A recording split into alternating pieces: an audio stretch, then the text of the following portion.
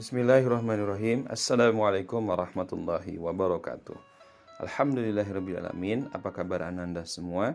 Mudah-mudahan Ananda semua saat ini senantiasa ada dalam lindungan Allah Subhanahu wa Ta'ala. Baik, hari ini kita akan belajar tentang sesuatu ya. Sesuatu apa? Baik, Ananda sekalian, Indonesia itu kan terdiri atas ya ribuan pulau, ratusan suku. Nah, ratusan suku ini memiliki budaya masing-masing. Salah satu budaya yang ada di dalam setiap suku yang ada di Indonesia adalah tarian.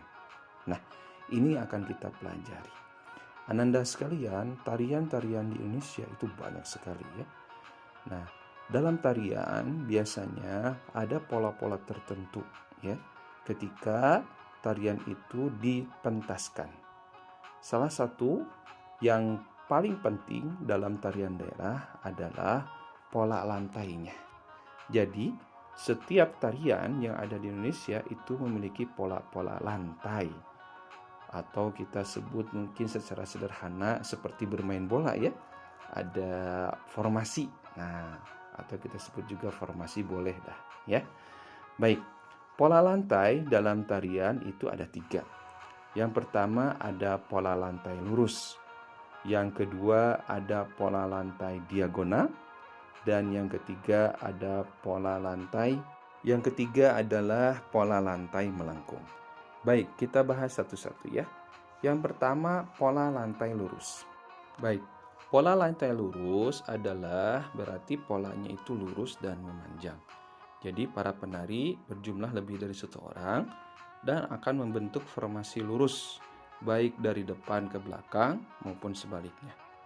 Pola lantai jenis ini biasanya digunakan pada tari klasik Ananda sekalian karena pola lurus memberikan kesan yang sederhana tetapi tetap kuat. Selain itu juga melambangkan antara ikatan manusia dengan Tuhannya karena pada dasarnya Tuhan adalah sang pencipta kehidupan termasuk menciptakan manusia. Nah, beberapa tarian daerah yang menggunakan pola lantai ini adalah tari serimpi dari tarian Jawa Tengah, tari Yospan dari Papua, tari Pasambahan dari Sumatera Barat, dan tari baris Cengkedan dari Bali. Yang kedua adalah pola lantai diagonal. Sesuai dengan namanya, pola lantai diagonal membentuk garis menyudut ke kanan atau ke kiri. Nah, jenis pola ini memberikan kesan yang dinamis tetapi tetap kokoh untuk para penonton atau penikmatnya. Tarian daerah yang menggunakan jenis pola diagonal adalah tari Sekapur Sirih dari Jambi, tari Gending Sriwijaya dari Sumatera Selatan, dan tari Pendet dari Bali. Yang terakhir adalah pola garis melengkung. Pola garis melengkung sendiri terdiri atas 3 macam ya, yaitu garis lingkaran, angka 8, huruf U, dan lengkung ular. Pola garis yang melengkung akan memberikan kesan yang lembut tetapi lemah. Tarian rakyat dan tarian tradisional banyak yang menggunakan pola jenis ini. Misalnya tari Mak Badong Toraja dari Sulawesi Utara, tari Piring dari Sumatera Barat, dan tari Pandai dari Sumatera Barat. Nah, Ananda sekalian, lalu untuk apa ya pola-pola tarian itu ada? Baik, berikut adalah pentingnya adanya pola tarian ya dalam suatu tarian daerah. Yang pertama adalah menjaga setiap penari tidak bertabrakan. Jadi menguasai pola lantai mampu menjaga penari agar tidak bertabrakan dengan penari lainnya.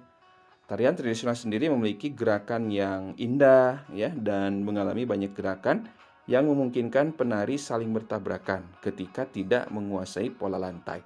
Nah, ini bisa dihindari dengan adanya pola lantai.